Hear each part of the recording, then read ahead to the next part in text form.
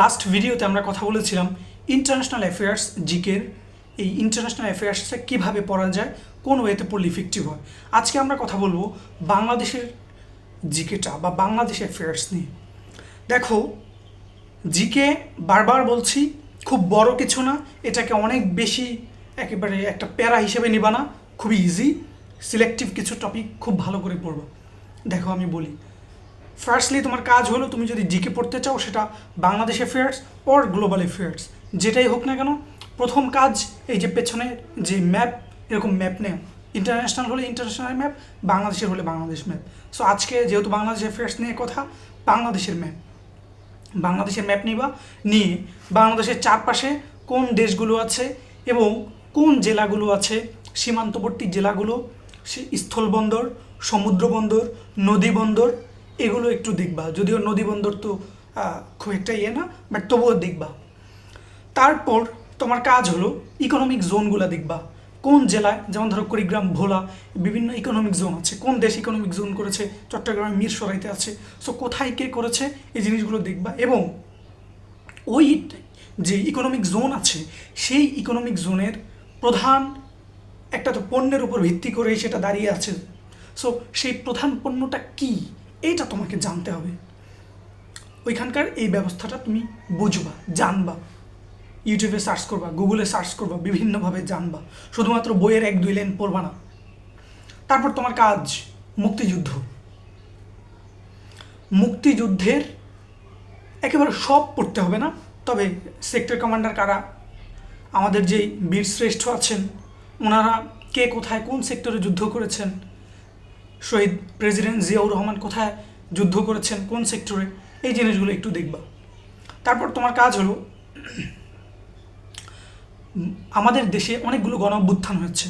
69-এর গণ অভ্যুত্থান, 52-এর ভাষা আন্দোলন, তারপর 90-এ এরশাদ বিরোধী গণ অভ্যুত্থান হয়েছে, 24শে জুলাই হয়েছে। সেই গণ অভ্যুত্থানগুলো দেখবা, পড়বা। এরপর তোমার কাজ হলো, ওই যে ম্যাপটা তুমি পড়ছিলা, সেই ম্যাপে প্রাচীন অনেকগুলো সাম্রাজ্য ছিল এই বঙ্গে বা বাংলায়। সেই সাম্রাজ্যগুলো এবং সাম্রাজ্যগুলোর রাজধানী কী ছিল, এগুলো একটু দেখবা, কোথায় ছিল, এভাবে ইয়ে করে দেখবা।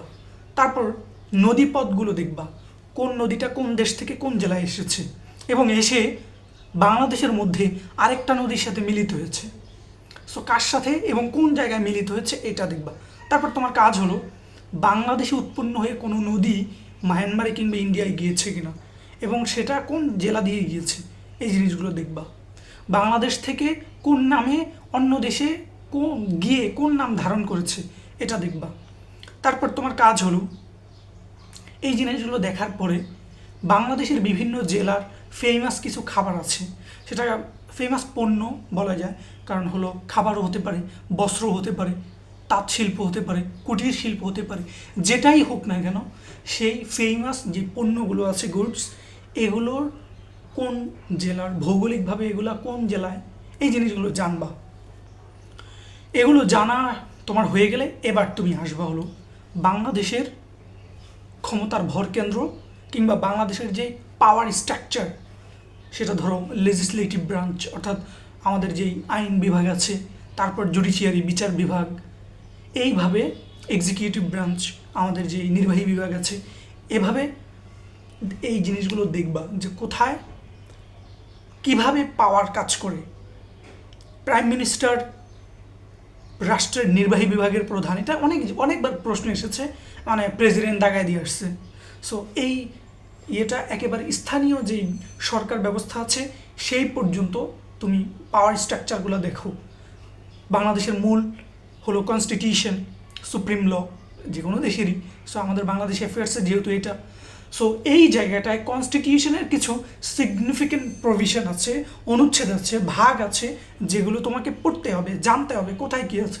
যেমন ধরো ফান্ডামেন্টাল রাইটস কোথায় আছে, তারপর নারী অধিকার কোথায় আছে, তারপর বিচার বিভাগকে পৃথকীকরণ বা ইন্ডিপেন্ডেন্স অফ জুডিশিয়ারি কোথায় আছে, এই জিনিসগুলো তোমাকে জানতে হবে, কারণ এগুলো পরীক্ষাতে আসে।